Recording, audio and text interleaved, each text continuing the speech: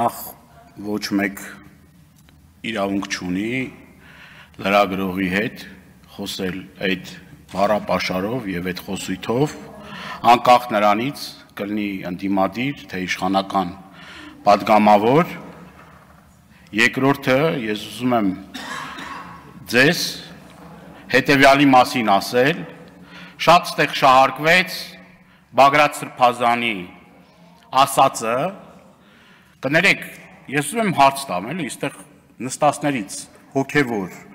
դասին պատկանող մարդիկ կան, կարողա դուք եք Սրբազան։ Այսինքն Սրբազան հայրերը իրավունք ունեն մեջբերումներ անել Աստվածաշնչից, եթե որևիցե մեկը դրանից հետո իրեն վիրավորված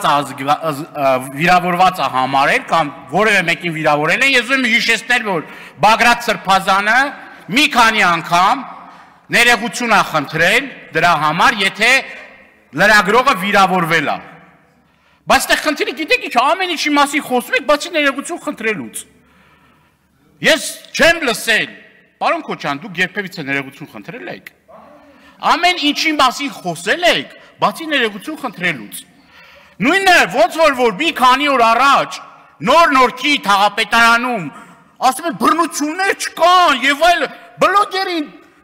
ձեր կոալիցիոն գործընկերը 10-20 հոգով դաժան ծեծի են ենթարկում, հետո այդ բլոգերը հայտնվում է ձեր բակալված հայտնվում է ոստիկանական բաժանմունքում, եւ ասում են Ռաֆիկ նիվ չոմ նի վինավատ։ Այդ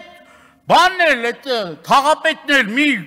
երեք գործակարգավորական հանձնաժողովին իստում ներողություն է խնդրում Տիգրան Ավինյանից։ Բայց ոչ այն մարդուց, որոնք մարմնական վրացվածք են հասցրել, մարդուն տեղափոխել են հիվանդանոց, գլխուղեղի ցնցում է ստացել, այդ մարդն մինչև հիմա պաշտոնավարում է։ Ու իդեպ դրանից առաջ ամենակեղտոտ հայոյանքներն է հնչեցրել հենց այդ բլոգերին, այդ ամեն ինչը սկսել է հենց դրանից։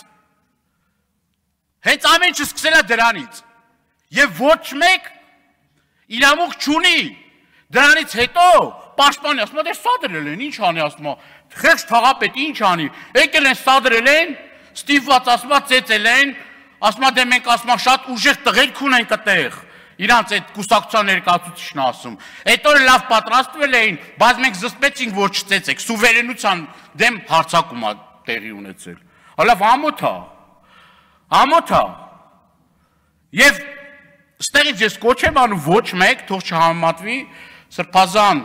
հոր arczepiskopos-ի հետ, եթե ինչ-որ բառապաշար կա, որը որ ասվում է հոգևոր տեսանկյունից, օրինակ ծնկի գալը եւ օրինակ մեղքերի թողություն խնդրելը։ Իսկ թվում է պարոն Քոչարյան, դուք հաջորդ հետ չեք անի, էլի։